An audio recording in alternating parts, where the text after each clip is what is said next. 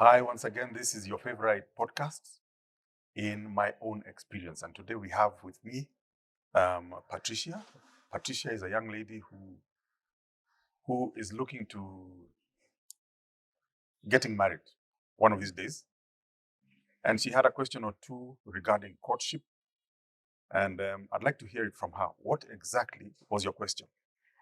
So, we all have different perspectives about what courtship is, what dating is, or what a relationship is. At times, we consider that as intentional dating, but I would actually want to know, in your own experience, I can start with what is courtship, or what does courtship stand for? I'll tell it to you from my own experience, like you said. Um, I'd go by the traditional view or definition of what courtship is. It's a period in which you get to know your potential spouse, and in which you can get to to fully understand whether you're going to be able to relate later um, on a permanent basis or not. It gives people a bit of stress as to who, how, where, etc. But there's a method to the madness, and perhaps that is what we want to look at today. So, when you say potential spouse, does it sounds like in courtship you're only allowed to quote one person. You say potential spouse. So Yes, is it one person, or do you see potential in many people?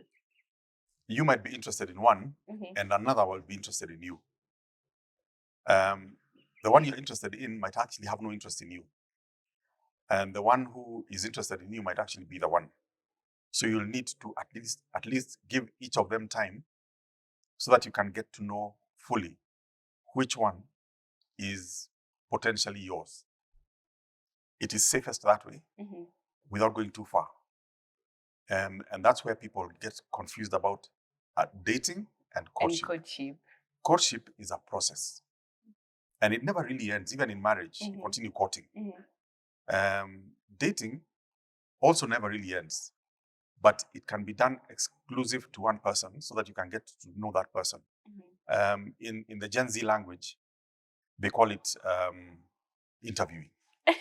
Yeah, it's an interview. Yes, it's an interview. It doesn't sound very good that way, but May the best person get the job. yes. Mhm. So you'll take your time.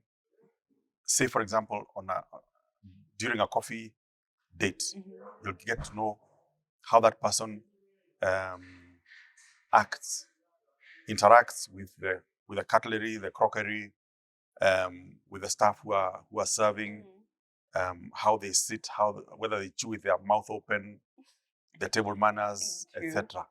So that you can get to know that at that point in the date. So table manners matter. Then you'll also want to take them out, maybe probably on the same day.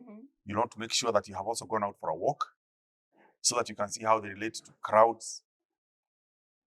And you go for window shopping. And my advice in my own experience is never go for window shopping when you have money.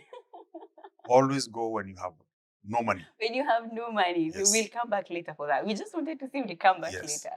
True. Go and window shop and even try them on and so on, but knowing that you're not going to buy. You're not going to buy them. Yes, because impulse spending, we'll discuss it later with you, and we also discussed it in another post, is probably the worst enemy of wealth. Because you'll find something that has a particular shade that you don't have in your cupboard, in your wardrobe, and you'll want that particular shade. So it's important that you go on during your courtship. You go out on different dates, and during the dates, you don't go into secret places where it's just the two of you, because it gets touchy. True.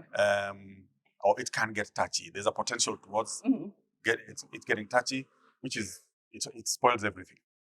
So, you actually mentioned it's a traditional perspective in your own Yes, experience. yes. So, do you think there's a difference between that and the modern day dating?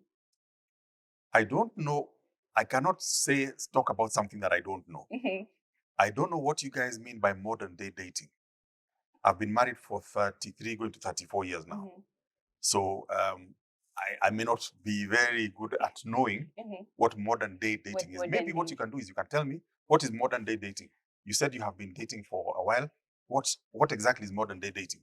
So, like modern day dating, it's almost the same to what you're saying, but I don't want to use the word like too woke, but it's like they've separated everything. There's dating, there's now when we are done dating, that was the getting to know each other, talking stage, we are done, like I've gotten to know so much about you.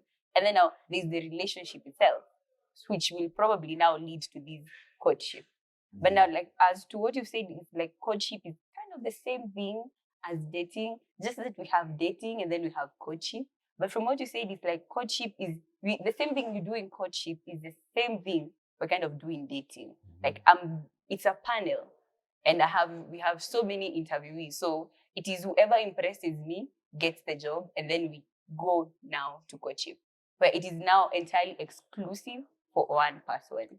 Okay, there's something I want to bring to your attention, and it is this, that many of the young people who come to me have failed to take to heart. It's that you need to understand yourself. If you don't understand yourself, you might actually get bypassed by the best circumstance in life, whether it's in dating or business or a job or something. You need to know who you are as an individual, what your values are, because it's those values that you're going to live with, and it's the values that you're going to share. So you need to ask yourself, what are my values? Who exactly am I? So that I can know exactly what I need, so that you can actually get to fit into one another's lives. When I was dating, I understood myself. I had gone through the school of hard knocks. So I knew myself a little more than I see people knowing themselves nowadays. Because life is so easy now. So the school of hard knocks brings out the best and the worst in you. So I knew myself, and I was looking for somebody who's going to be a good fit for me. And we courted for 1.5 years, and we went out for countless dates. And she got to know me and to accept me. And we, as a result of knowing myself and her understanding herself, and us finding each other as a perfect fit for each other, or the best fit for each other, we've now lived 33, going to 34 years together. Yes. So like, I now like have this question in my mind that I'm about to ask. Like, so you are sure when you wanted her, you are now ready to I want this person for marriage, right? But Yes. there's these things that people say like men are never ready. I don't know if it is men in my generation or in my generation that are never ready. But like most people say, like men are never ready for either marriage, they're never ready to have kids. They're only ready for staying alone forever. Like it's not like they want to stay alone forever. They never have like a timeline to when I want to be married by this time. Probably it will get to that time and then like, oh, I'm still young, I still have time. Okay, well, I'd like to correct that idea, that notion that men are never ready. The same way that women have a biological clock that ticks and you feel that now I have to get married. True. Men also, to a large extent, have a similar thing in them that kicks in at some point, and you feel that I think I now need to live with a partner. Now, that is when many people fail to recognize exactly when that is. So if you know yourself, like I said, me, I understood myself. So I knew when it happened. And just for your own interest's sake, there were about 4 different ladies at the same time. And I had to choose between them without them knowing that it was actually an interview. That I'm actually trying to find out the different options you have, which one I can live with for the longest. And 2 of them, I still see 2 of them, but they went and got married elsewhere and they have their own families. And I'm happy for them. And then I married the one that I married because she was the best fit. The others were also fantastic ladies and they have very good homes. But this was the best fit for 100%. me. 100%. Yes, so to speak.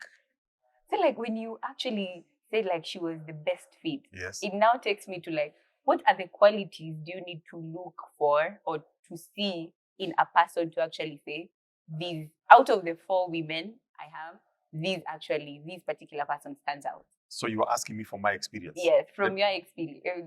In my own experience, what?